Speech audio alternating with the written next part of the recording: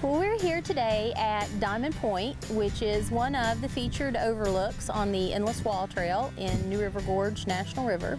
This is probably one of the most popular trails we have in the park because it gives you some absolutely fantastic views of the New River Gorge. This trail is about 2 miles long, or you can make a loop out of it for 3 miles. It's a fairly easy trail. It's something anybody can do. And so a little bit of effort and you can come soak in some beautiful scenery. USA Today does an online best 10 readers poll, and we made it to the top 10, and through the voting process, the Endless Wall Trail made it to the #1 national park hike in the country, which was pretty spectacular because the competition was stiff.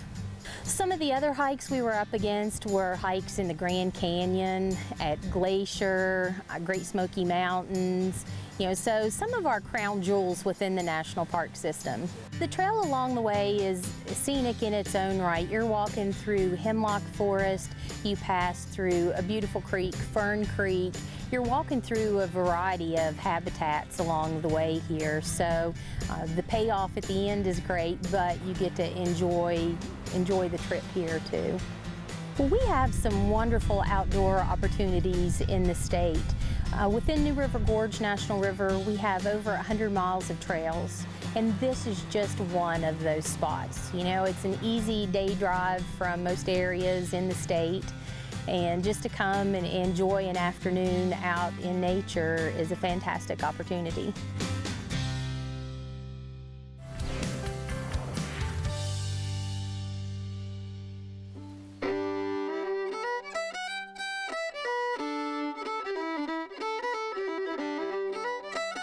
As a musician, I started when I was 6 playing the cello.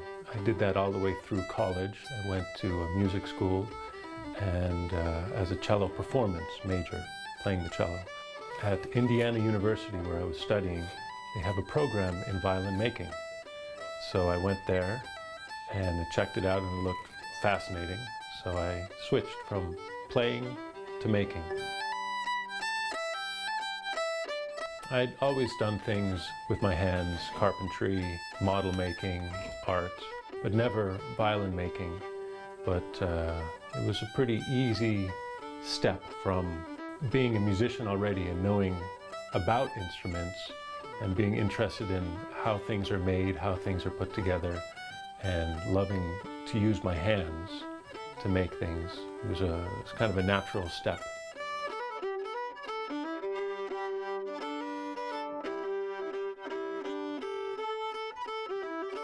I decided after I finished my first violin, I better learn how to play.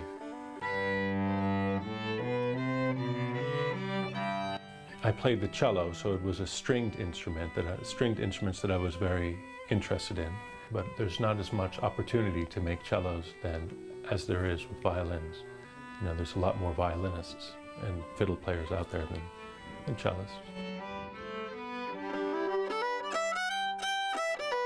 As a violin maker, what we're trying to do is make inanimate objects alive.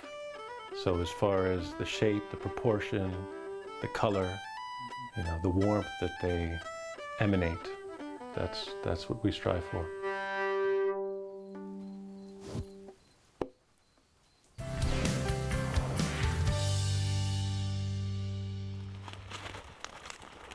The DNR is going above and beyond to make your fishing experience better in West Virginia.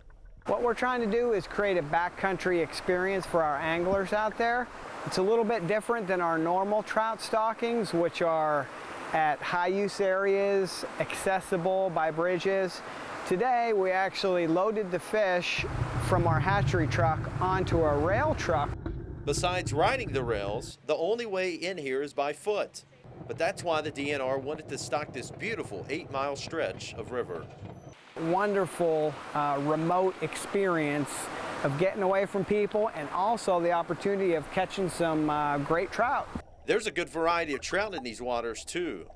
We stocked rainbow trout here today from the rail. We also stock fingerling brown trout from rail as well, which produces more of a natural looking fish. And there's also brook trout in here.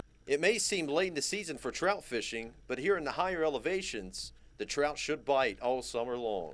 As long as the flow is good and the temperature stays in the cool range, they'll survive all year.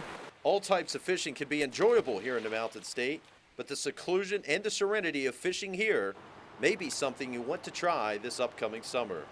I can't think of a better way to spend the day on a hot summer day in West Virginia than catching beautiful trout all day long in a cool mountain stream. For West Virginia Wildlife, I'm Brandon Stover.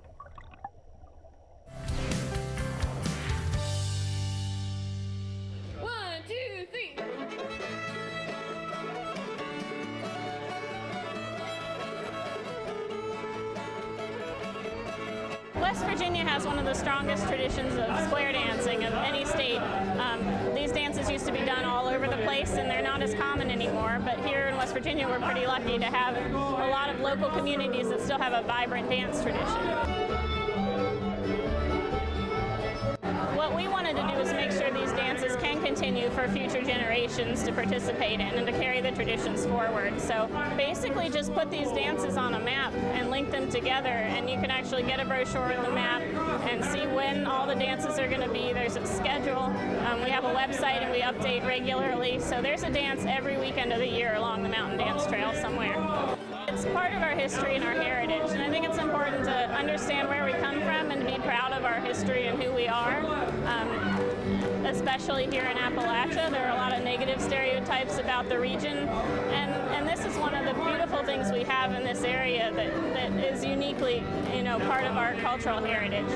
There's a community that forms around these dances. You have older folks dancing with younger folks. Kids grow up knowing how to interact with older people and respecting them and learning from them. We have a lot of beginners at every one of our dances, and it's not about getting it right anyway. It's about enjoying the process and having a good time and make mistakes and laugh together. We're lucky that we have live music at all of our dances. We have incredible local musicians that come and play for these dances. And the callers, it's really fun to hear different styles of calling and to see everybody's different interpretation on the dance floor. There's something magical that happens when you get a group of people dancing to a good old-time fiddle tune together, and it's hard to explain. If you've never had that experience, you should try it. A beautiful mountain overlooking Hacker Valley, a mountaintop that has a story. I never forgot it. I was like, this is a neat story. Brad Rice tells West Virginia's stories through his award-winning series, Traveling West Virginia, here at Eyewitness News. I truly love this state and the people of this state, and it's really a blessing to me to be able to go out, find unique stories, unique places, and come back and share it with our viewers.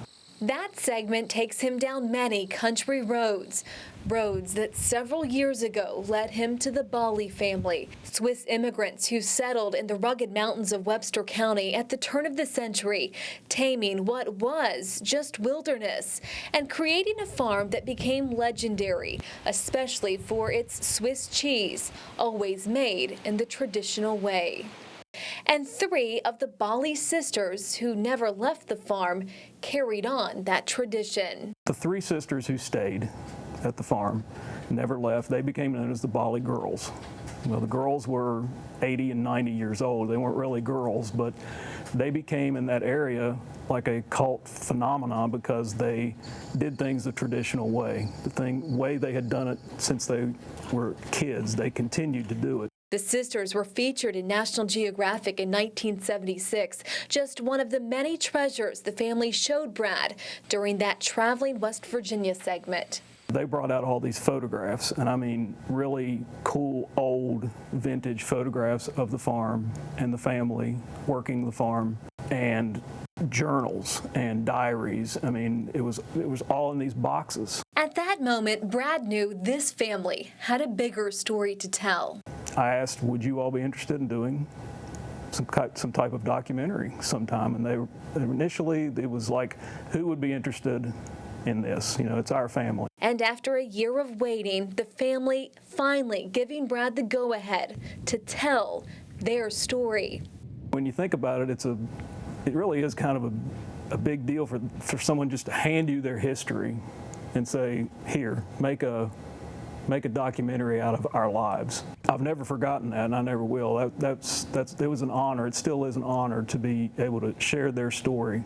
And with that trust, Brad set out to do something he'd never done before, make a documentary. Brad, the photographer, teaming up with one of the Bali's granddaughters, Roseanne Calger, the organizer, setting up interviews with those who knew the Balis, and Roseanne's daughter, Janet Flegel, the artist, who wrote the script from her home in Cincinnati. None of us are independent filmmakers. You know, we're doing this as we can. It's taken us 4 years of going up for a weekend or getting together over a holiday. The three working on a tight budget with many grants from the West Virginia Humanities Council, which works to preserve and tell the state's history. It gives people an opportunity to learn about not only the Swiss roots in West Virginia, but the Bali sisters and their contribution to West Virginia's Appalachian roots. And now, 4 years after starting what has become a labor of love, the story of that family on that mountain, the documentary Swiss Family Bali, finally a reality. 3 people who really had not much in common except a love for West Virginia, and we've made a documentary that we hope people will enjoy. And Brad now joining us live here in the studio. A bit of a change of pace for you, stepping out from behind the camera. If you pay really close attention to some of the traveling, you'll see that you sometimes make little cameos. You'll walk in front of the camera, but that's about it. But this was a really huge undertaking. 4 years, like you said, you told me you guys didn't work on a shoestring budget. It was a barefoot budget. Barefoot budget, but a lot different, too, than a traveling story, which is much shorter, obviously. Yeah, here we work in like minute and 30, minute and 40 seconds, you know, and sound bites are very short. You're trying to hack it down. This, I had to force myself to breathe a little bit, let it breathe, let these people talk and tell their story. And it was a challenge, but we've done it. And I've seen part of the final product, and I can tell it's amazing. Amazing pictures, because that's your really strong suit in editing, too. You edited that story there for me, because you're much better at it than me. Well, I had the B-roll, so yeah. We got that B-roll. Well, you connect with so many of these people who you're telling their stories with on a weekly basis whenever you're traveling, but why did this one in particular really resonate with you? The main reason was their story was unique, obviously, because they came from Switzerland, but those 3 sisters never left that farm. They never left. And they had great stories. They became cult heroes, basically, up there. And if you came to that area, you hadn't been to that area unless you went and saw the girls, the Bali girls. Well, the girls were, like I said in that story, 80 and 90 years old. So, but they worked that farm for years and years and years, well into their 80s and 90s. And really, a lot of people here in West Virginia, Appalachia, will, you know, maybe be able to connect with this story. Yeah, their story is unique, but a lot of West Virginia families have ancestors that migrated here and were raised on rural farms like that. So while it's not everybody's story, not everybody's family, I think we think a lot of people are going to be able to relate to it. So the big premiere is coming up in just a couple of weekends, October 17th, 7 p.m. And this is going to premiere in Webster County, where it was shot, Jerry Run Summer Theater. It's there in Cleveland, West Virginia. $5 at the door. And actually, people can check out, we wanted to mention your Facebook page, Swiss Family Bali. Just search for them on Facebook and you can get more information. And of course, these DVDs will be available to purchase afterward too, which is awesome. They'll be there. All right, great. That's going to do it. Thanks so much for joining us, Brad. No problem. Stepping into the non-comfortable zone for you. It's a little weird, yeah. Hopefully a lot of people will get out to check it out because it's a great story and a lot of hard work there. Well, stick around. Eyewitness News at 5 continues next.